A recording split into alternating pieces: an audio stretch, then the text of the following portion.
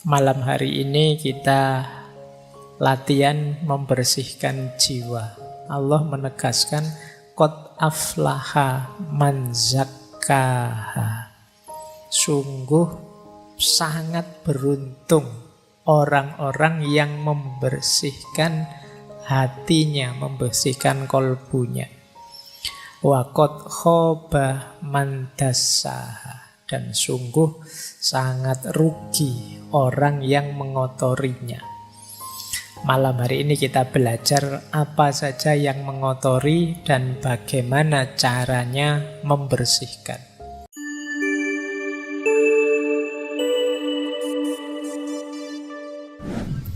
Oke, bismillah. Assalamualaikum warahmatullahi wabarakatuh.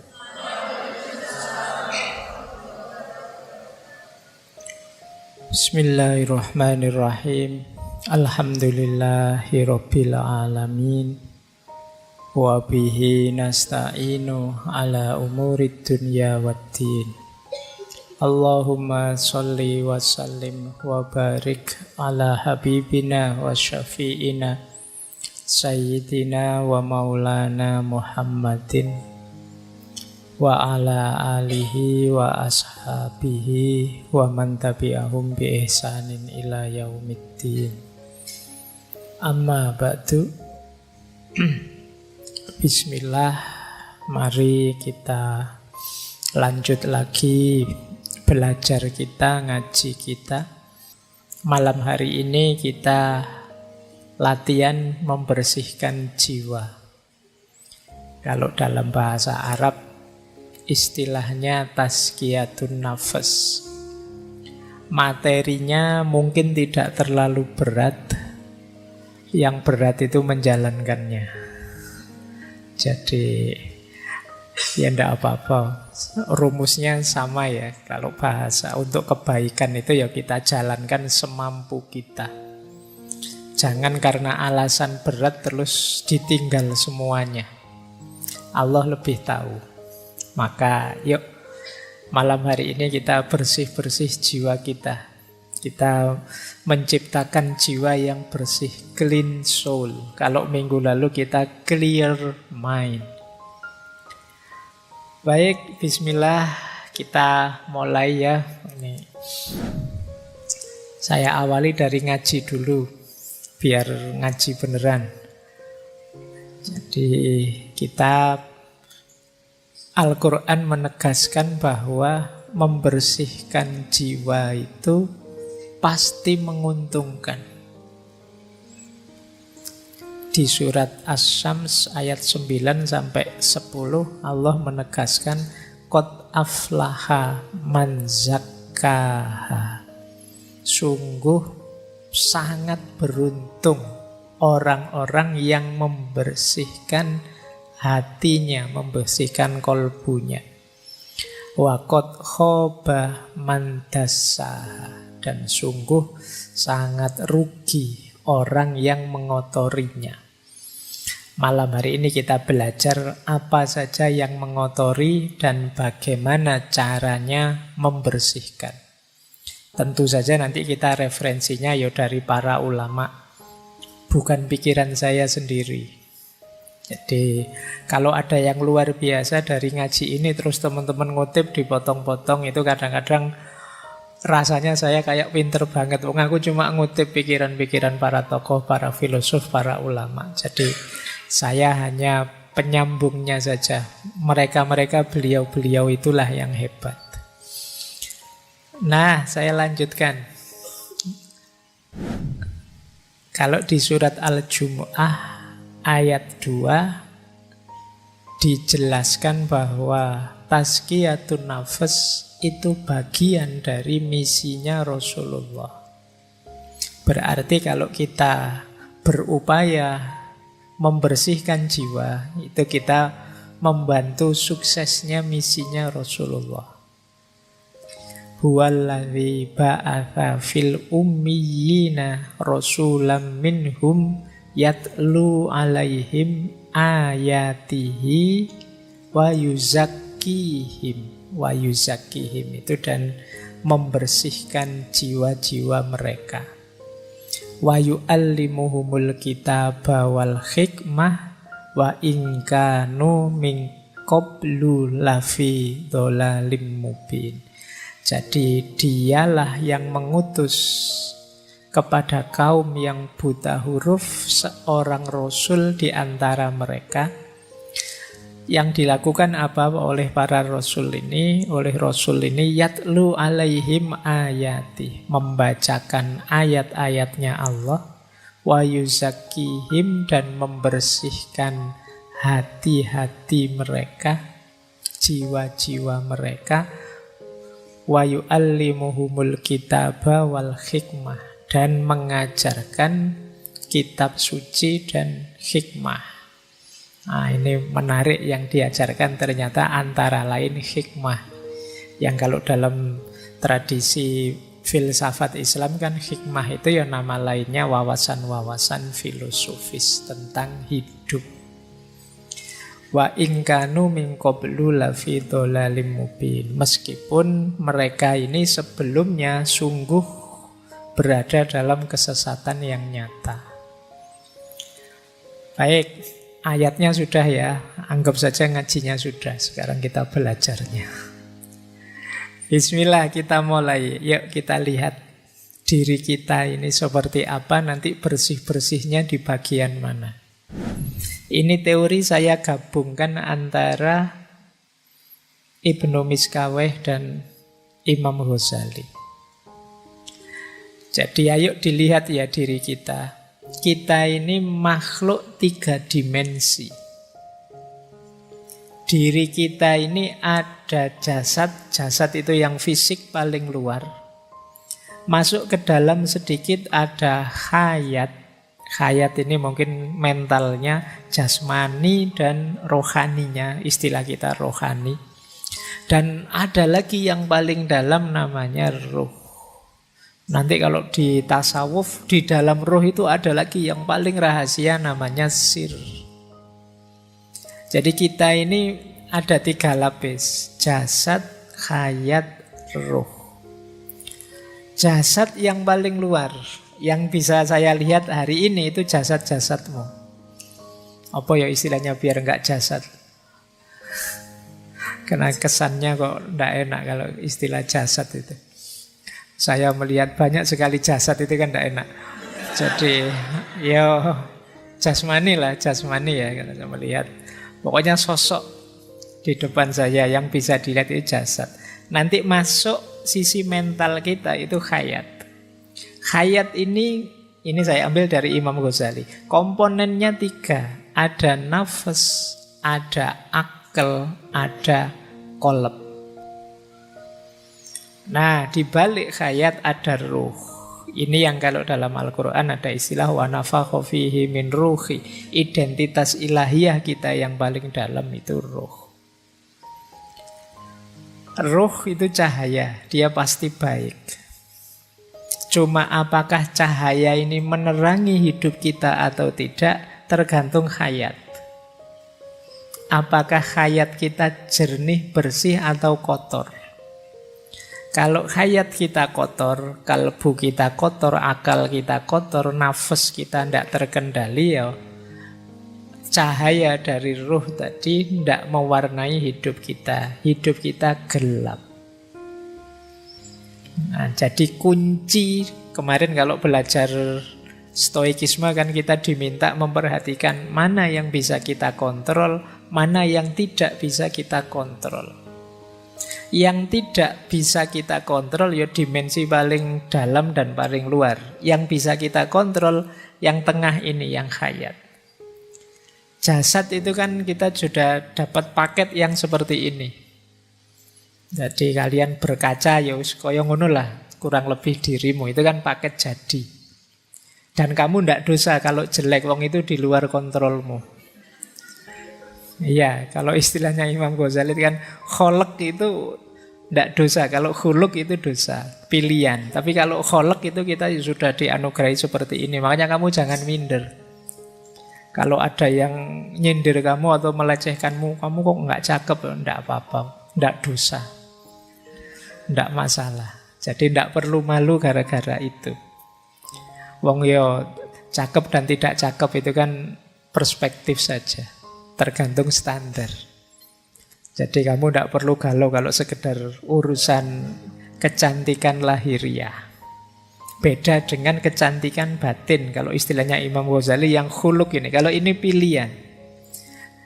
Batin itu kamu bisa takwa, kamu bisa fujur. Fa'alamaha. Ya. Kamu bisa patuh, kamu bisa ingkar. Itu dimensi hayat kita. Nah, kalau ini kok kamu jelek, itu pilihanmu berarti. Kamu perlu malu, kamu perlu ndak enak hati kok saya milihnya jelek terus. Tapi kalau fisik, ndak, fisik itu pakai jadi. Nah, yang paling dalam, yang cahaya ini yang paling positif. Semoga hayatnya orientasinya ke dalam. Orientasinya ke cahaya, tidak ke jasad. Nah, ini perlu diperhatikan lagi. Nafas, akal, qalb. Nafas itu kalau menurut Imam Ghazali dorongan-dorongan jiwa. Kadang kita pakai istilah hawa nafsu. Itu nafas. Ingin makan, ingin minum, ingin kawin. Ini dorongan-dorongan nafas. Dan manusiawi. Jadi setiap manusia punya ini yang waras ya, yang normal. Itu nafasnya hidup. Dia ingin macam-macam.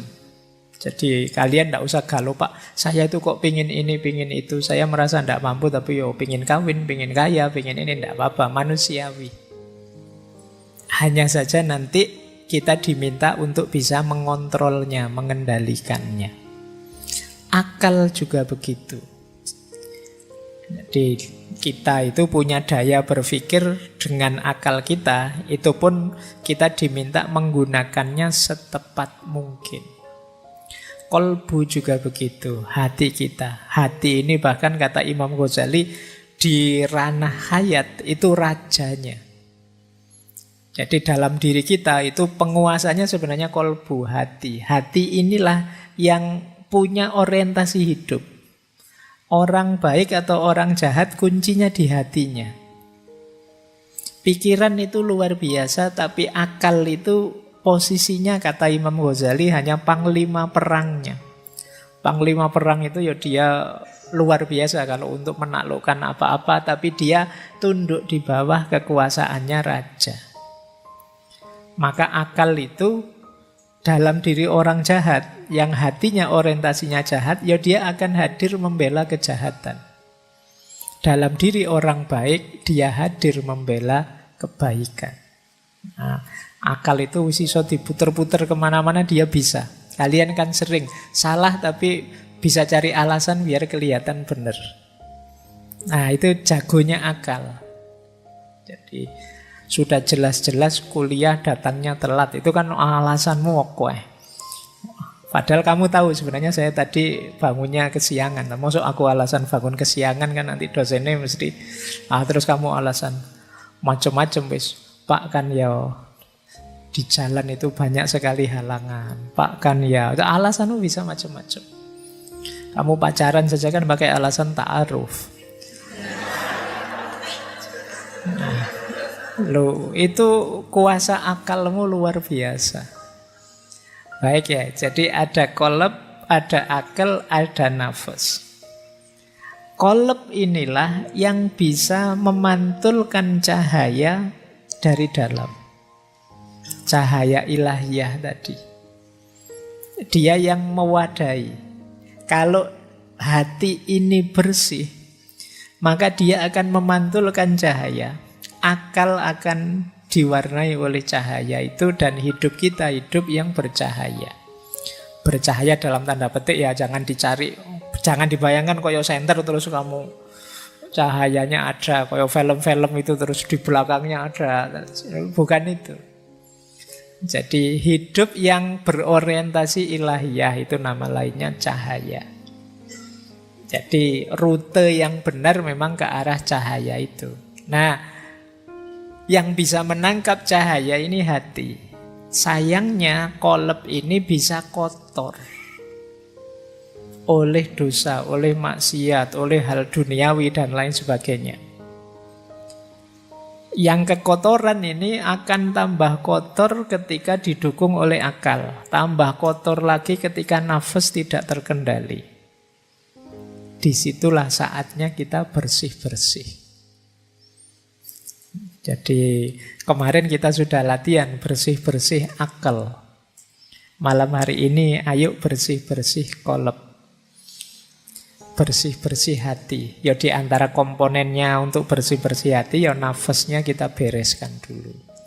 Jadi malam hari ini temanya ada di situ. Mumpung mau puasa. Kalau di Jawa ada tradisi padusan. Padusan itu tradisi simbolik mandi sebelum Ramadan. Nah ini yang dibersihkan jasad, tapi ya bisa masuk lebih dalam sebenarnya, ya tidak hanya bersih-bersih jasad, tapi juga bersih-bersih hayat biar ruh dan cahayanya kelihatan. Baik, nah itu tadi filsafatnya. Sekarang kita coba cek apa saja sih yang harus kita bersihkan. Jadi kalau dirinci, dalam hidup ini ada 5 hal yang harus kita bersihkan. Yang pertama yang jasad tadi. Ya kalau fisik sih kita membersihkan jasad, anggota tubuh dari semua najis dan hadas. Jadi kalau ini teman-teman pasti sudah bisa lah, tidak perlu dijelaskan.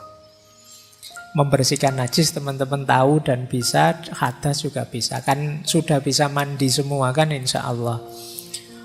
Wudu juga sudah bisa. Bersih-bersih najis juga bisa.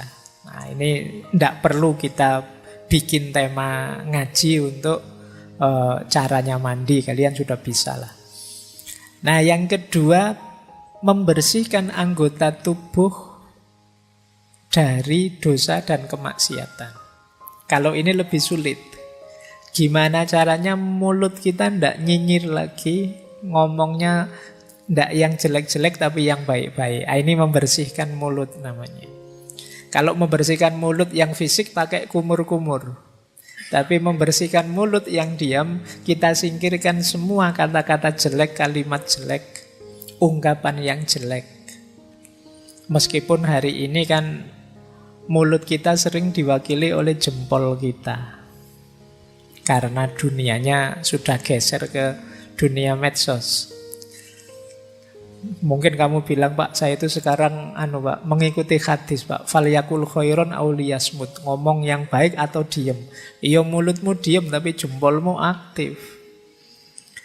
Kalau nulis kamu nyelekit luar biasa. Bahkan kamu berani sekali kalau di medsos itu kan.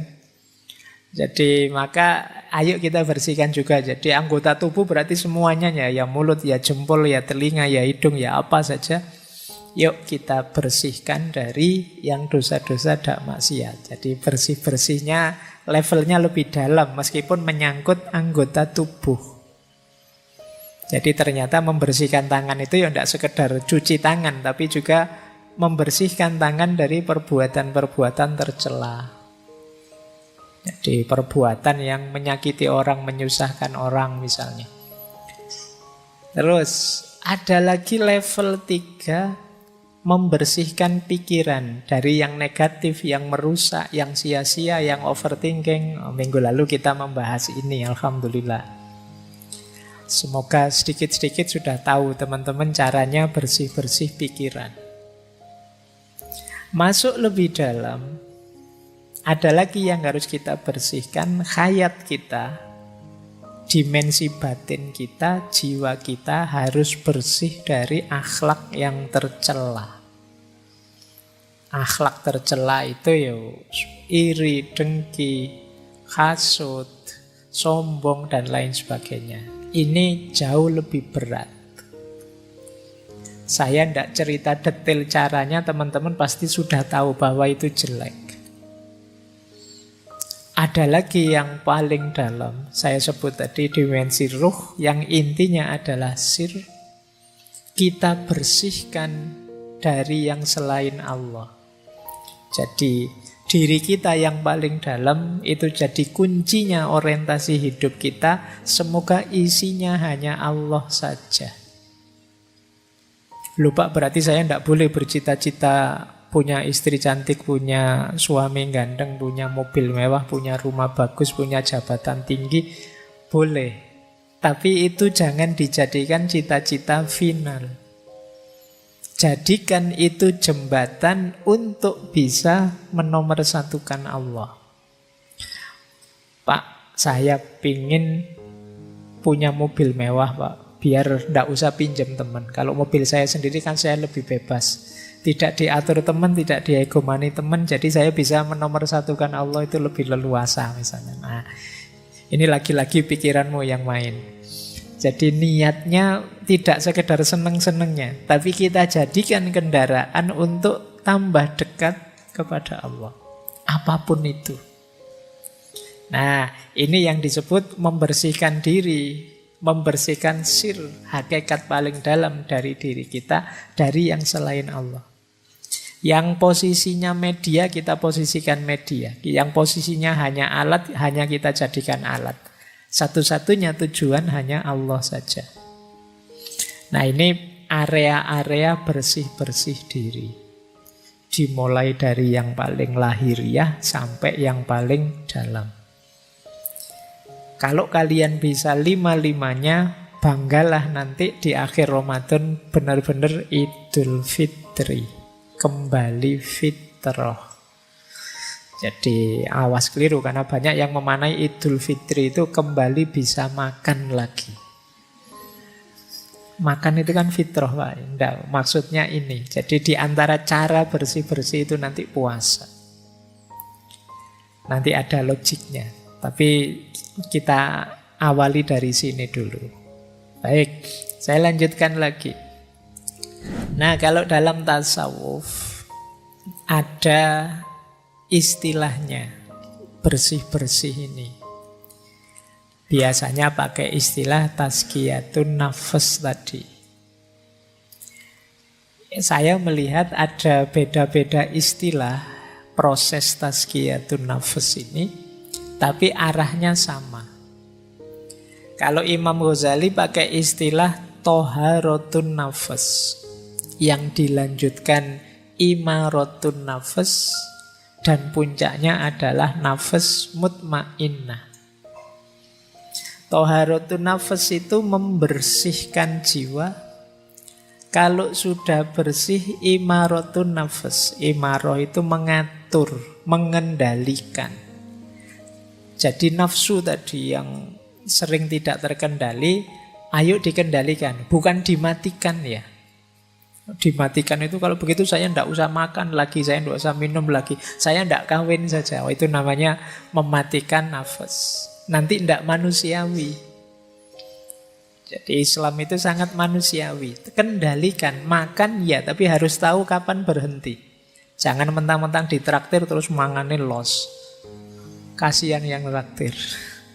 Jadi harus tahu kapan berhenti, harus ngerti porsi kita sampai mana. Makan, minum, nikah. Jadi toharatun nafas, imaratun nafas. Kalau kita bisa imaratun nafas, termasuk mengendalikan keinginan, insya Allah akan lahir nafas yang mutmainnah. Jiwa yang tenang. Nah, ini rumus pertama, versinya Imam Ghazali. Jadi dibersihkan, dikendalikan, akhirnya tenang. Beda lagi rumusnya Muhammad Abduh, pembaharu dari Mesir.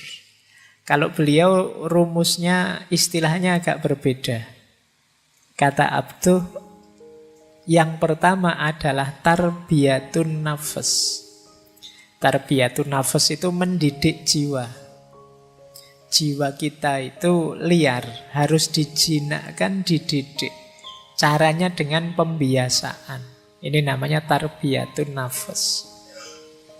Kalau sudah sukses mendidik, baru langkah kedua apa? Istilahnya tazkiyatul akal. Tazkiyatul akal itu minggu lalu, membersihkan pikiran. Karena yang menyuplai informasi dalam diri kita itu akal. Ya bener kalbu rajanya, tapi info-info dari akal. Maka tazkiyatul akli itu membersihkan akal dari hal-hal yang jelek, yang negatif. Kemarin sudah saya ajarkan caranya bersih dari pikiran-pikiran yang ngeres misalnya. Itu tazkiyatul akli.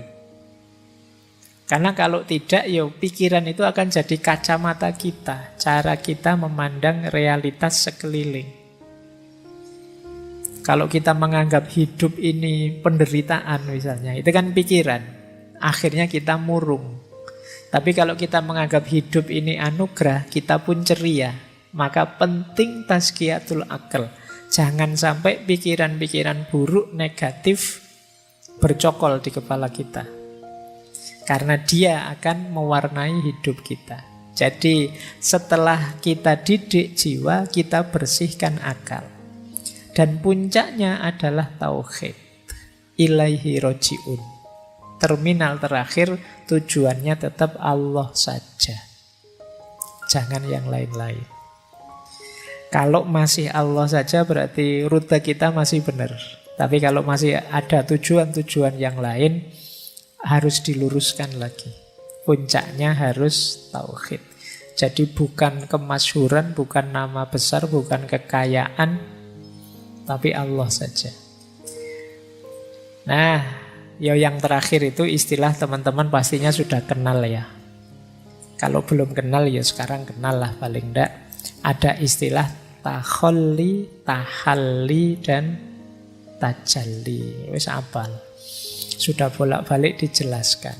Takholli itu membersihkan. Kalau sudah bersih, tahalli diisi dengan yang baik-baik. Kalau jiwa kita terbiasa dengan yang baik-baik, maka dia akan tajalli.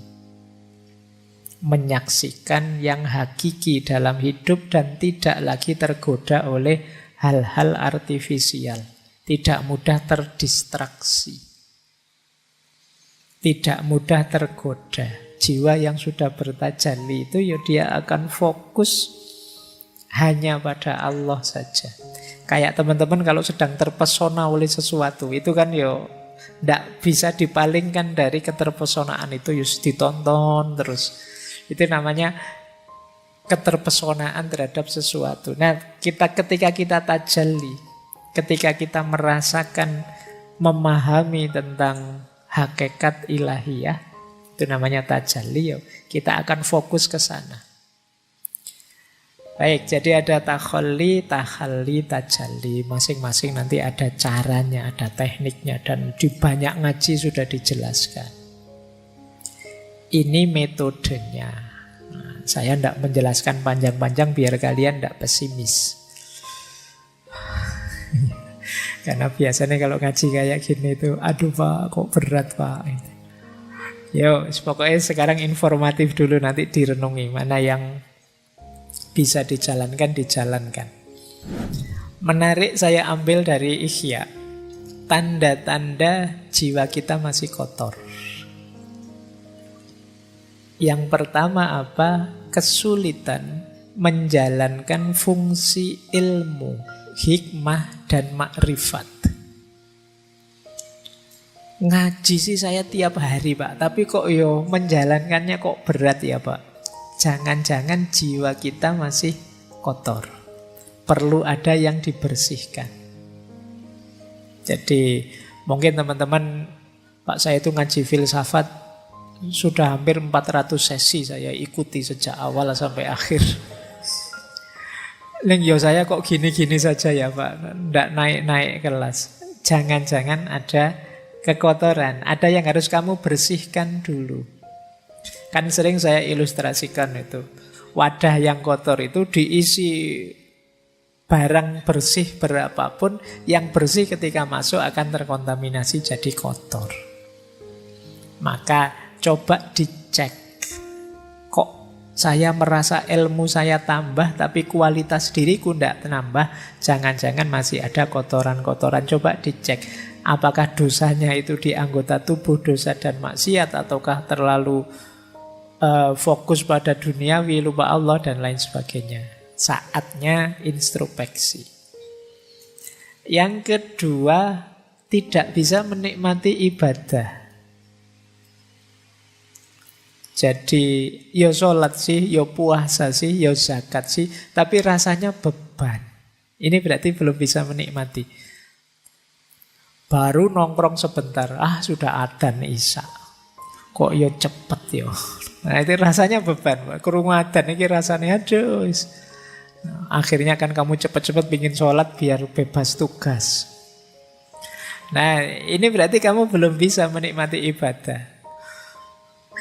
Para penceramah itu mungkin sebentar lagi akan banyak yang isinya man fariha bidukhuli Ramadan. Barang siapa yang gembira dengan datangnya Ramadan, dia bisa bebas dari api neraka. Terus kamu pura-pura gembira padahal kamu gerundel. Besok tidak bisa makan siang-siang ini. Wah berat sekali nanti kuliahku. Asam lambungku bagaimana? Terus pokoknya kamu khawatirnya banyak, tidak ada gembira-gembiranya. Ibadah kok rasanya berat. Coba dicek. Jangan-jangan ada sisi-sisi kotor yang harus dibersihkan. Entah di sisi yang mana. Dalam diri kita, teman-teman lebih tahu lah. Tidak usah cerita-cerita ke saya juga, nanti malu. Coba di muhasabai sendiri. Saya ada kekurangan di mana, ada kekotoran di mana. Kok ibadahku berat rasanya. Rasanya masih beban. Kemudian ada lagi yang ketiga, asik malahan sibuk dengan hal-hal yang tidak berarti, tidak ada maknanya. Nah, coba dihitung. Dalam sehari kesibukan kita yang memang urgent, penting, bermakna, bermanfaat berapa persen? Kok lebih 50% aktivitas kita ternyata aktivitas yang sia-sia. Tidak ada gunanya, tidak ada manfaatnya. Jangan-jangan ada banyak kekotoran dalam diri kita. Aku loh Pak, kok asiknya malah main HP, itu pun ya tidak jelas, cuma scrolling aja sejak tadi. Nah jangan-jangan ada yang kotor dalam diri kita. Beribadah tidak asik, tapi melakukan hal-hal yang tidak ada maknanya asik. Saya itu Pak, kalau ngobrol sambil ngerokok, nongkrong, itu tidak terasa berjam-jam loh Pak. Asik saja. Tapi kalau sholat, mau pikir sebentar saja kok ya rasanya berat. Subhanallah 33 kali itu rasanya kayak 3 kali. Cowopet subhanallah, subhanallah, sudah 33. Tidak dinikmati sama sekali. Coba dicek, jangan-jangan ada kekotoran. Nah, ini juga ada sesuatu yang kita cintai sangat dalam, melebihi cinta kita pada Allah. Jangan-jangan masih ada kekotoran dalam diri kita. Kan biasa sebenarnya tiap orang itu punya ambisi, punya keinginan, punya cita-cita. Tapi rumusnya seperti saya bilang tadi, finalnya tetap harus Allah. Jadi Pak Opo tidak boleh mencintai sesama, mencintai yang kita cintai. Cintai saja, tapi jadikan cinta itu bagian dari cinta kita kepada Allah. Karena Allah Sang Maha Cinta, Dia menyukai aktivitas mencintai, maka aku pun mencintai. Jadi kita melakukan aktivitas mencintai itu bagian dari kepatuhan kita kepada Allah. Nah, cuma kok nanti ada yang kita cintai melebihi Allah, atau justru membuat kita lupa pada Allah. Saking cintanya dengan HP, dengan main game, dengan nonton TikTok, dengan YouTubean, dengan Spotify-an, porsinya untuk Allah lama-lama habis.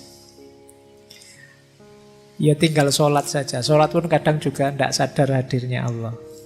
Nah itu coba dicek lagi dalam diri kita, jangan-jangan ada kotoran-kotoran.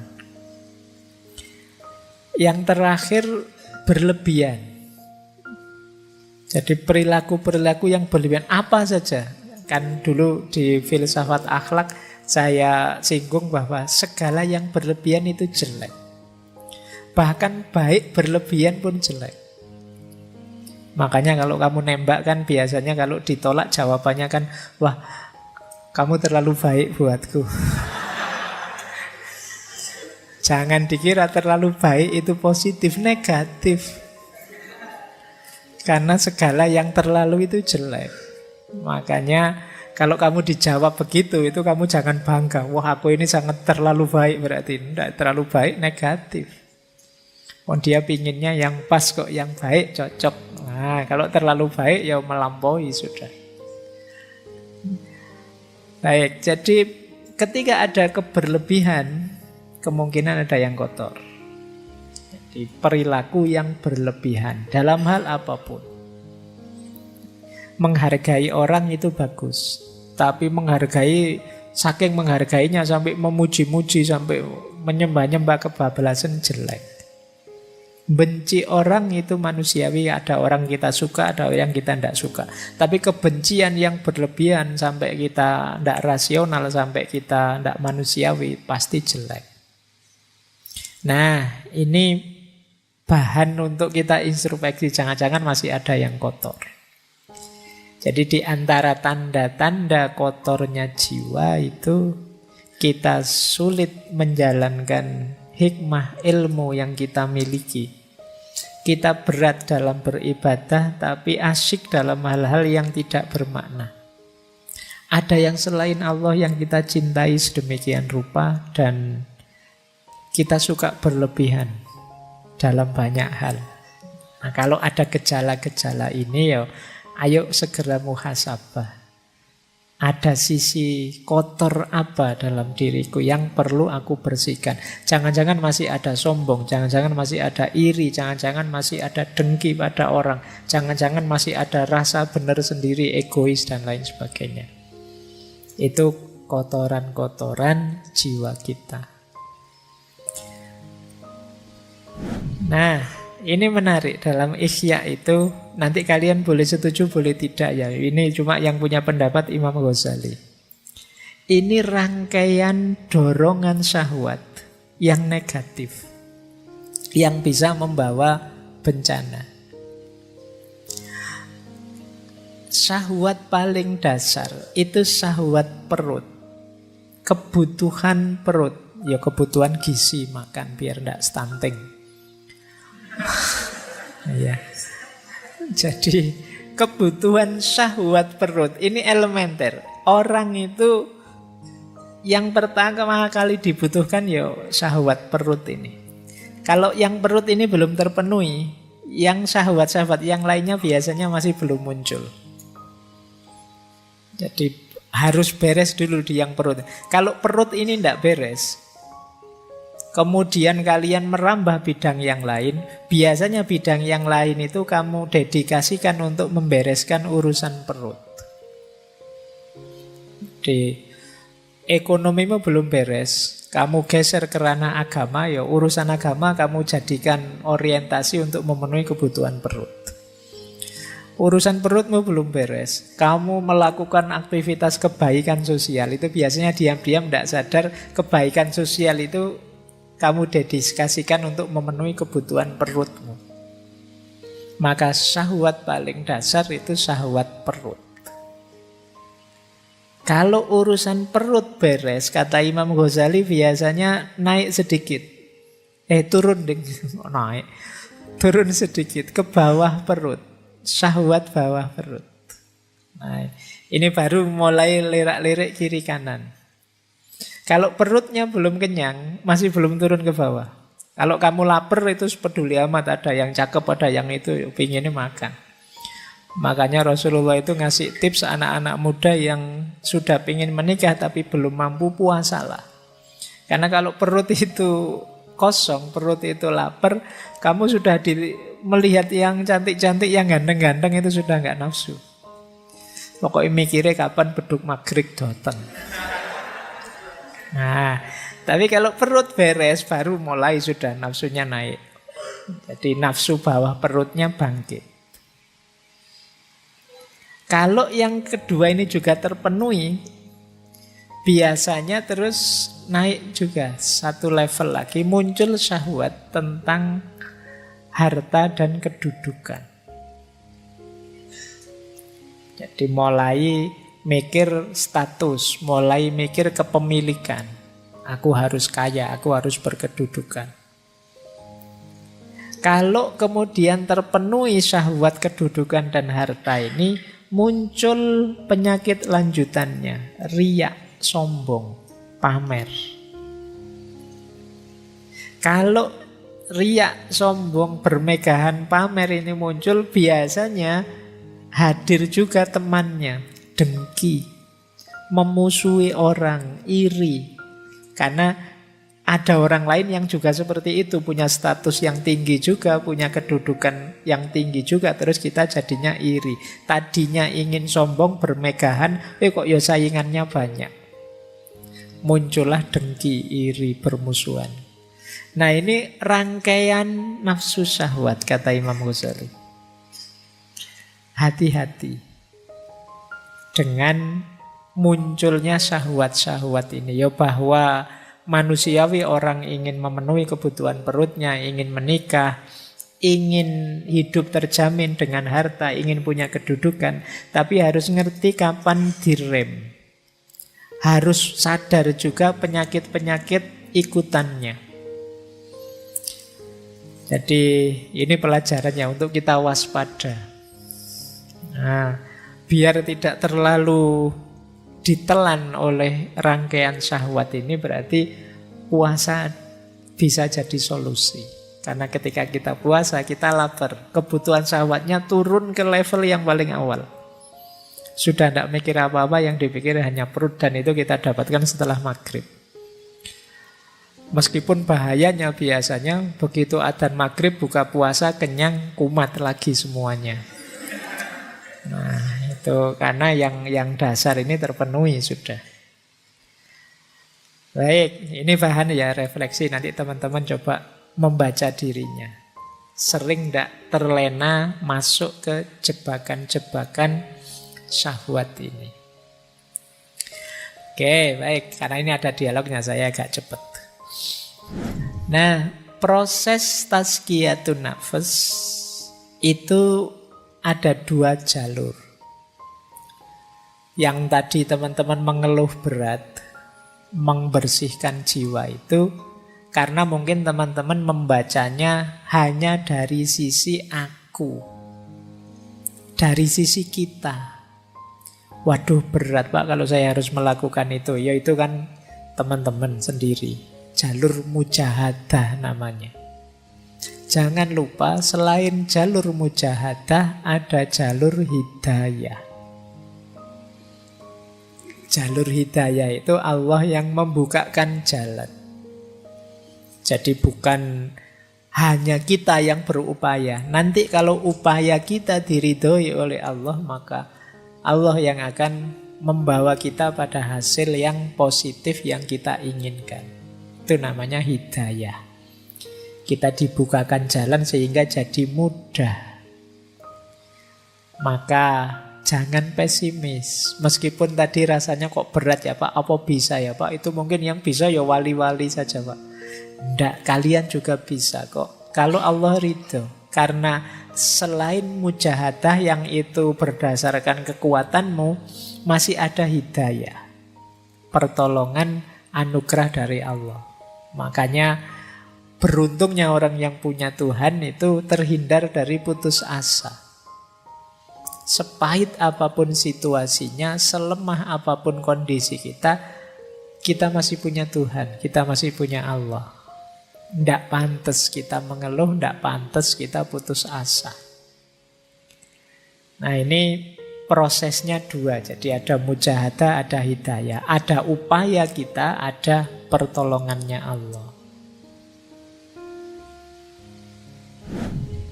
Nah, terus Imam Ghazali juga nuntun kita. Kita ini kan ingin bersih-bersih mengubah diri kita. Cepat atau lambatnya perbaikan diri, kata Imam Ghazali, kuncinya 2. Yang pertama, watak dasar kita dan lamanya kita pada kondisi sebelumnya. Yang kedua, kekuatan, kehendak, keyakinan, dan kesabaran kita. Ada orang yang watak dasarnya pemarah. dan puluhan tahun dia jadi orang pemarah. Nah, ini untuk berubah jadi sabar lebih lama. Tidak masalah, tapi bisa, pasti bisa. Manusia itu tidak ada yang paket tidak bisa diubah, pasti bisa. Cuma prosesnya agak lama.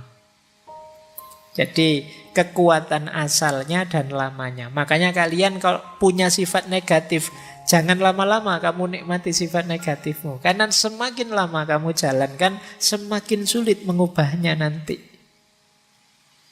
Jadi kalau sadar itu jelek, segera latihan untuk berubah. Ternyata aku itu cerewet ya, ayo latihan. Biar tidak cerewet gimana caranya, mungkin latihan agak pendiam. Entahlah kamu pakai strategi apa kamu tutup mulutmu, atau kamu ben nggak cerewet lagi. Nah ini namanya latihan untuk mengubah. Dan ini memang prosesnya tidak sederhana. Tidak semudah diceramahkan. Kamu harus memulai kemudian secara sabar mengubah diri pelan-pelan. Mungkin setiap waktu berkurang 1%, 1% sampai 100% berubah. Tidak mungkin revolusioner tiba-tiba berubah kecuali mungkin hidayahnya Allah yang mungkin seperti itu. Tapi perhitungan rasionalnya ya semakin kita lama di sifat yang lama, perubahannya juga tambah lama.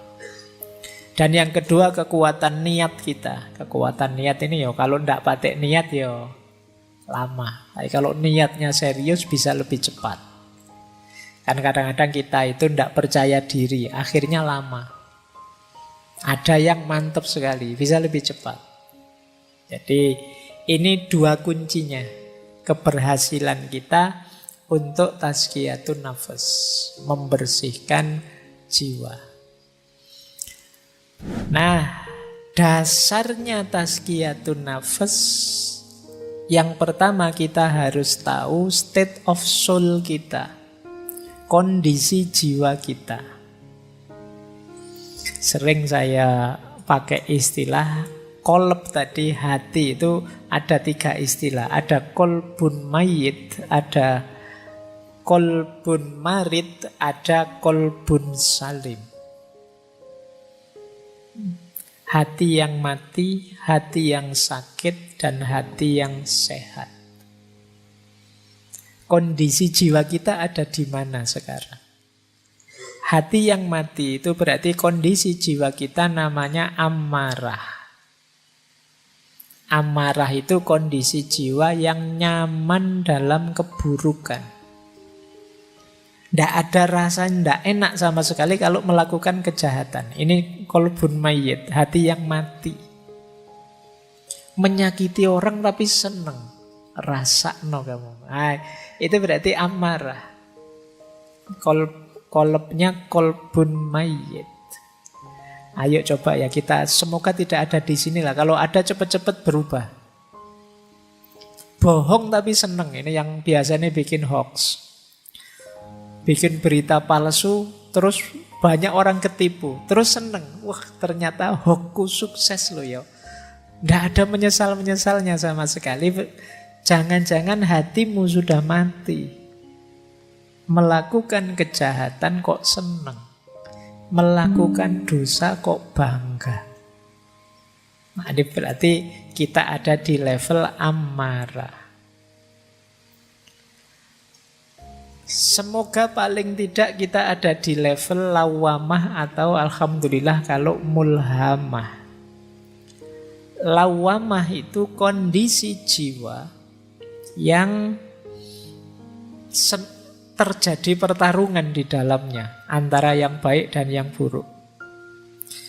Enaknya aku ini bohong apa jujur ya?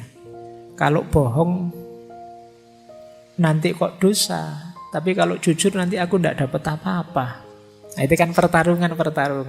Nah, jiwa yang lawamah bertarung tapi kalah. Akhirnya tetap bohong. Dan kemudian menyesal. Nah, ini lawamah. Kayak kalian buka HP terus diarahkan ke situs-situs yang tidak beres itu. Ini kalau tak klik mesti muncul gambar yang itu. Tak klik enggak ya? Tak klik enggak ya? Nah. Tapi kalau tak klik dosa. Tapi kalau enggak tak klik kok eman-eman. Siapa tahu ada yang baru. Misalnya. Itu kan pertarungan itu dalam jiwamu luar biasa. Kok terus kamu nekat. Terus kamu buka terus. Ternyata gambar yang kemarin sama saja. Tapi terus kamu nonton. Terus kamu nyesel. Ngerti gini enggak tak klik tadi. Kamu sering nyesel karena melakukan kesalahan. Jiwamu lawamah. Lebih bagus daripada amarah, karena kalau amarah kamu tidak menyesal sama sekali. Kalau lawamah kamu tahu itu dosa dan menyesal. Alhamdulillah kalau sudah mulhamah. Mulhamah itu ya satu akar kata dari alhama yulhimu ilhaman. Dianugerahi oleh Allah ilham untuk milih kebaikan. Pertarungan ya, terjadi pertarungan, milih yang benar apa yang salah, dan kamu milih yang benar. Ini berarti kondisi jiwa yang mulhamah, lebih positif. Tapi baik lawamah maupun mulhamah namanya kolbun marid, hati yang masih sakit, masih ada penyakitnya, masih ada kotorannya. Buktinya apa? Masih ada pertarungan dalam jiwamu. Hati yang benar-benar sembuh levelnya adalah mutmainnah.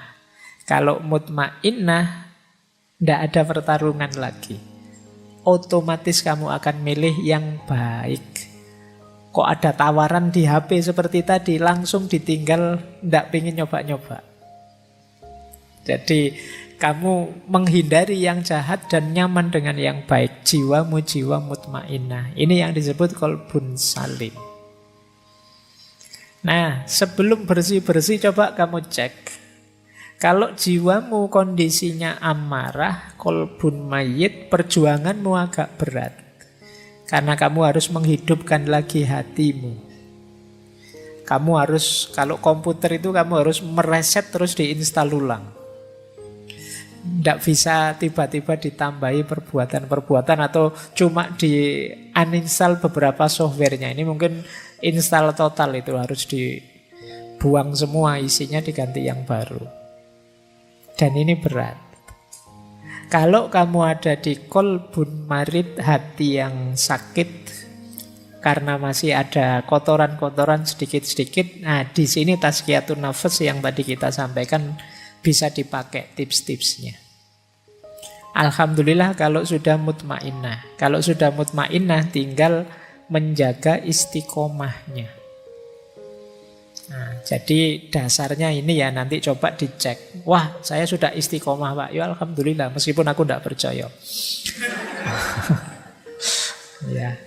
Ya, coba lah kamu cek sendiri nanti. Kalau masih ada kotoran-kotoran, ayo dibersihkan. Baik, saya lanjut lagi.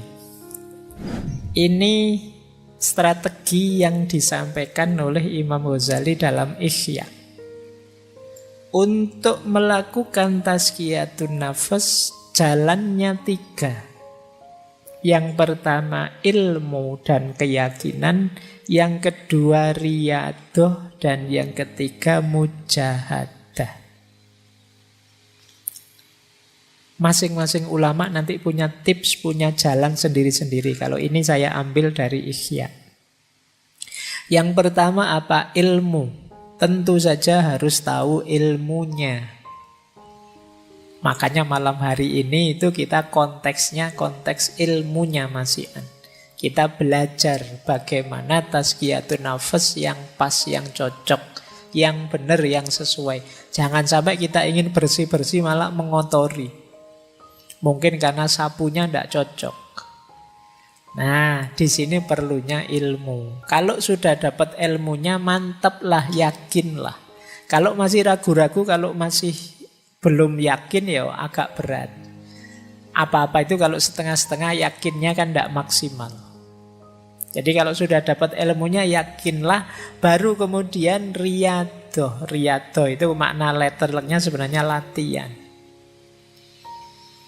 Nah, Imam Ghazali mengutip gagasannya, ada banyak yang dikutip. Saya ambil 2, Yahya bin Mu'az Ar-Razi dan Sufi besar Sahal Al-Tustari. Kalau Riyadhah versi Syekh Yahya bin Mu'az Ar-Razi, yang dilakukan apa? Menjaga makanan, menahan mata, mengendalikan mulut, dan pemaaf. Jadi menjaga makanan berarti ya puasa lebih simpel. Atau makan jangan berlebihan. Kemudian tidur juga jangan berlebihan. Menahan mata. Kemudian mengendalikan mulut dan pemaaf. Jadi kata Syekh Yahya bin Mu'az ini strategi-strategi ini efektif untuk detok, membersihkan kotoran-kotoran kolbu.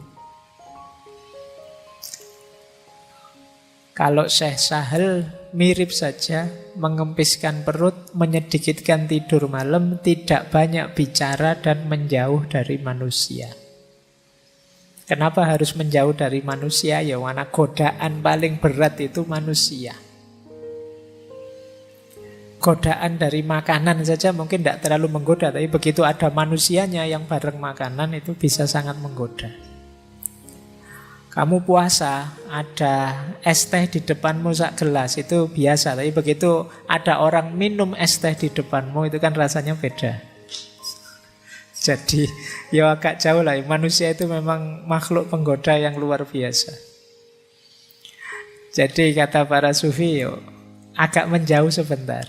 Ya mungkin semacam uzlah atau yang agak berat namanya kholwat. Dalam rangka apa? Bersih-bersih dulu. Nanti kalau sudah bersih, terjun sudah tidak mudah terpengaruh lagi. Ini namanya riyadhah. Riyadhah itu latihan. Ya memang kalau latihan itu berat. Tapi kalau tidak dilatih, kita tidak tangguh. Maka ya memang harus siap ada pengorbanan-pengorbanan. Mengorbankan waktu, tenaga, mengorbankan biaya mungkin dan lain sebagainya. Tapi harus mau latihan. Tidak senang-senang saja, tidak bisa. Pak, saya ingin tasfiyatun nafas tapi jalur santai gitu loh Pak. Yang senang-senang yang itu ya. Ya tidak jadi tasfiyatun nafas nanti. Nah kalau riyadhah bisa kita jalankan, harus diimbangi juga dengan mujahadah. Kalau mujahadah itu azam yang kuat, amal baik diperbanyak, sabar dan istiqomah. Niatnya yang kuat, diisi lebih banyak amal baik, kemudian sabar serta istiqomah. Jadi ilmu, keyakinan, riyadhah dan mujahadah. Ini tips untuk tazkiyatun nafas dari kitab Ihya Ulumuddin. Saya lanjutkan. Kalau ini level-levelnya, ini rankingnya. Teman-teman sampai ranking berapa saya tidak tahu. Pembersihan jiwa. Ini dalam tasawuf, ya tentu saja bersih-bersih paling dasar itu bersih dari dosa, maksiat. Ini kelas 1. Kelas 1 maksudnya kelas paling awal ya, bukan kelas 1 itu kelas VIP. Jadi kelas paling dasar. Kalau kita masih belum bisa bertarung melawan dosa dan maksiat, ya naik ke level atasnya masih berat. Jangan dibantah biasanya terus, Pak manusia itu kan wajar, makhlul khotok wan nisyan Pak. Ngayalmu kan sering begitu. Iya, tapi maksudnya sirna segala dosa itu di batin kita tidak ada niat, tidak ada keinginan secara sengaja melakukan dosa. Tidak nabrak norma secara sadar. Itu level awal. Tahu salah ya dihindari, tahu dosa ya tidak ditabrak. Bahwa kadang-kadang ada khilaf, lupa, tergelincir secara tidak sadar. Ini manusiawi, bisa kita ikuti dengan tobat. Tapi tidak secara sengaja melakukannya. Itu level awal tadi yang dimaksud sirna segala dosa. Begitu sadar, saya salah ngomong, kepleset ngomongnya. Sebenarnya tidak pengen meso, tapi lihat wajahmu tiba-tiba keluar begitu saja misalnya. Ini kan tidak sadar. Nah ini terus kamu bisa tobat, tidak niat kok tadi. Beda dengan secara sengaja memang ingin misuh niat. Nah, itu kita harus sirna dari yang ini tadi, yang terakhir, yang sengaja niat ingin menjalankan dosa. Kalau sudah lulus dari level pertama bersih-bersih, bisa naik lebih tinggi. Membersihkan diri dari segala keterikatan selain Allah. Keterikatan itu berarti ketergantungan. Bahwa kita hidup ini memerlukan macam-macam, iya, memerlukan bantuan orang lain, memerlukan dukungan orang lain, pasti yang kita bukan makhluk superpower, tapi tidak ada yang kita tergantung.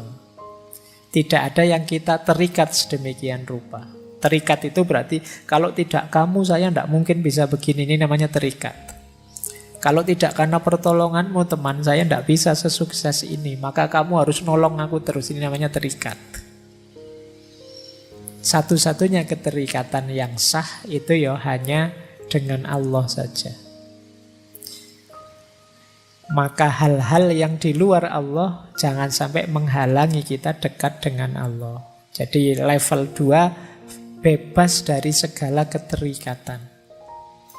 Kalau ini sukses, naik ke level yang lebih tinggi lagi, yaitu bebas dari keakuan.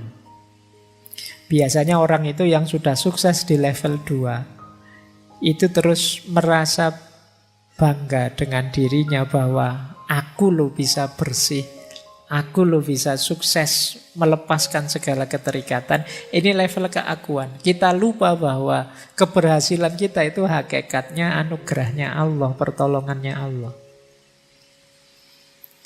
Nah, maka level 3 apa? Bersih-bersih aku. Kalau kita sukses di level 3, otomatis kita akan sampai ke level 4. Yang tersisa hanya Allah saja. Di level 2 tadi, yang selain aku bersih. Di level 3, bahkan aku pun bersih sekarang. Maka ketika kita bersih dari level 3, otomatis kita sekarang sampai ke level 4. Yaitu hanya Allah saja. Inilah level-levelnya tazkiyatun nafas. Nah, tidak apa-apa ya, sudah 9:30, nanti dialognya setengah jam saja. Ini 4 penghalang, masih dari Ihya ya. Hati-hati dengan 4 hal ini, bukan berarti kamu tidak boleh memiliki, tapi dia bisa menghalangimu dari Allah. Yang pertama harta, yang kedua pangkat kedudukan, yang ketiga fanatisme, taklid, dan yang keempat dosa atau maksiat. Harta bisa membuat kita lupa diri, jauh dari Allah. Solusinya kata Imam Ghazali, banyak sedekah. Jangan kemaruk. Sisakan yang kita butuhkan saja. Itu mengatasi biar harta tidak jadi penghalang kita dari Allah. Pangkat juga begitu. Biar tidak menghalangi kita dari Allah, mari, tidak apa-apa kita punya pangkat tinggi, punya kedudukan, punya karir bagus, tapi jangan bermewahan, jangan mencari pujian orang, jangan mencari merendahkan orang dan lain sebagainya.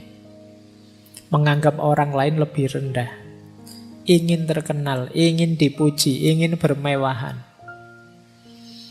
Jadi hartanya sekian ratus M misalnya, karena jadi pegawai pajak misalnya. Tidak salah itu, mungkin ya diperoleh, mungkin jalurnya resmi, cuma itu yang disebut bermewahan.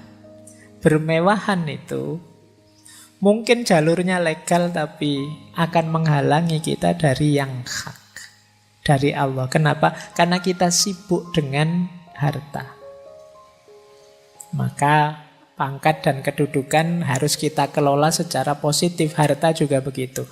Ada lagi yang menghalangi kita dari hak, fanatisme, taklid. Baik pada kelompok, aliran, orang, tokoh atau siapapun. Ini bisa jadi hijab kita untuk dekat kepada Allah.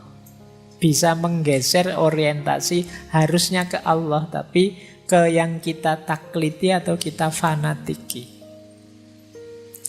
Dan yang keempat tentu saja maksiat. Maksiat itu pasti akan jadi hijab kita dari Allah.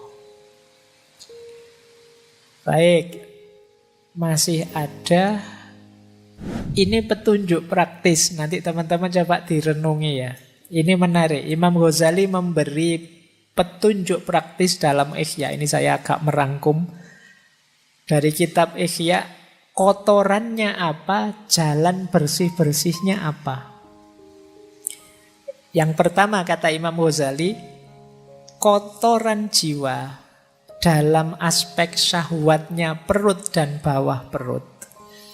Jalan tazkiyatun nafasnya dua. Yang pertama puasa. Yang kedua menikah. Jadi kok ujian kalian selalu saja urusannya perut dan bawah perut? Satu di antara dua. Kalau bisa menikah, menikahlah. Kalau enggak, puasalah. Syukur-syukur bisa dua-duanya, ya puasa ya menikah. Jadi jalan bersih-bersihnya itu. Kalau sudah menikah, itu kan syahwat kemaluan terkendali. Ada jalurnya untuk dilampiaskan secara halal. Syahwat perut bisa dikendalikan lewat puasa. Jadi maka bersih-bersih syahwat perut dan kemaluan bisa lewat puasa, bisa lewat menikah. Kalau kotoran yang muncul dari lisan, dari mulut, ada 4 jalannya. Yang pertama tafakkur, yang kedua zikrullah, yang ketiga muhasabah, muraqabah, mujahadah, agak berat. Yang keempat ingat mati. Padahal ini cuma mulut saja, berarti betapa bahayanya mulut itu. Jalan bersih-bersihnya banyak.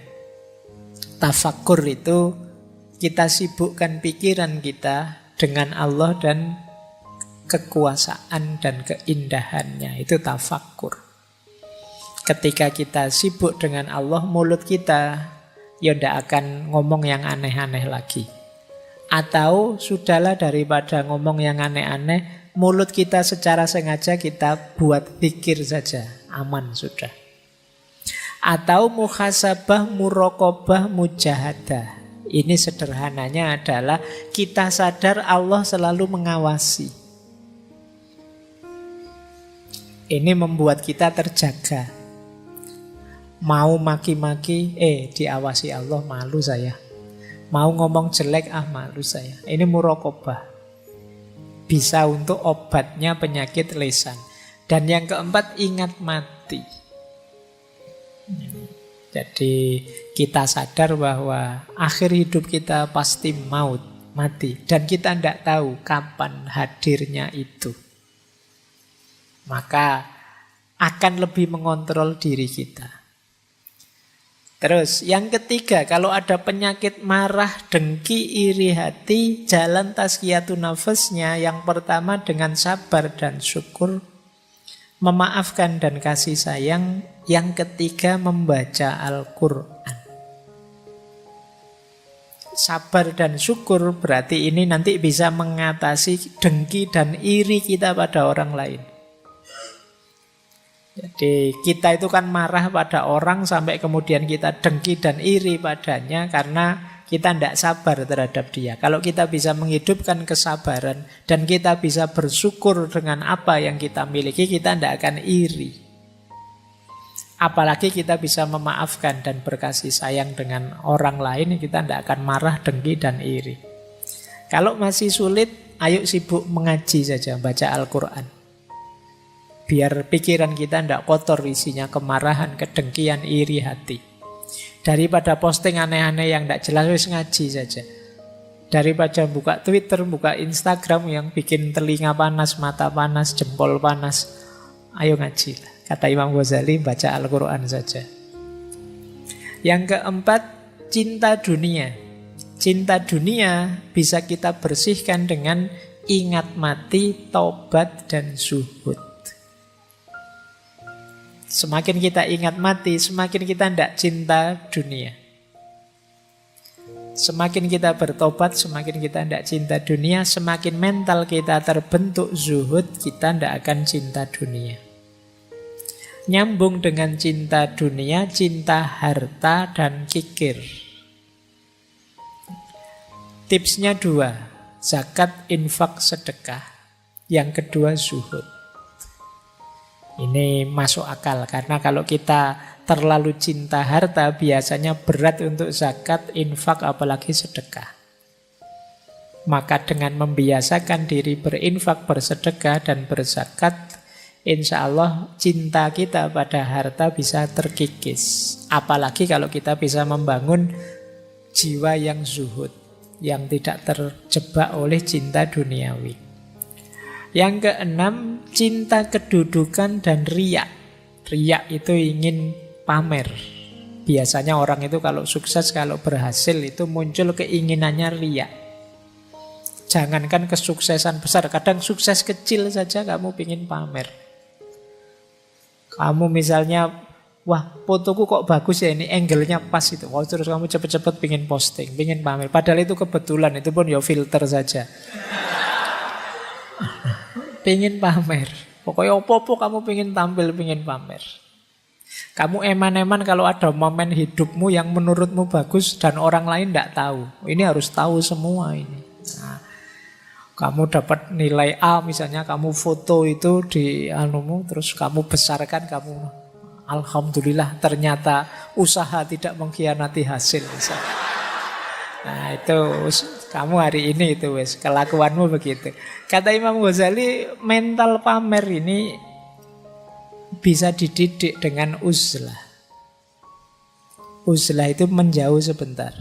Kenapa kamu ingin pamer? Ya karena kamu banyak teman terlibat terus dengan mereka, sehingga ada kecenderungan ingin lebih tinggi, sehingga terus kamu pamer ke mereka. Kalau kamu agak uzlah, menarik diri, kamu tidak ingin pamer. Mau pamer ke siapa wong yo? Kamu sedang menarik diri, tidak bercampur dengan mereka. Jadi melatih jiwa untuk tidak pamer itu antara lain uzlah. Sementara obatnya takabur dan ujub. Takabur itu sombong, ujub itu merasa besar. Takabur itu merasa lebih tinggi dari yang lain, ujub itu merasa diri luar biasa. Lupa bahwa semuanya anugerahnya Allah. Itu obatnya 3, tauhid, tafakkur, dan sholat. Pak, saya sudah rajin sholat loh Pak, tapi rasanya kok masih sombong Pak, sholatmu kurang beres. Karena sholat itu harusnya tanha anil fahsya wal mungkar. Baik, ini nanti coba ya teman-teman praktekkan. Kalau ini lebih praktis dari Imam Ghazali. Coba kita punya penyakit jiwa apa, kotoran jiwa apa, kemudian kita coba membersihkannya dengan tips-tips dari Imam Ghazali tadi.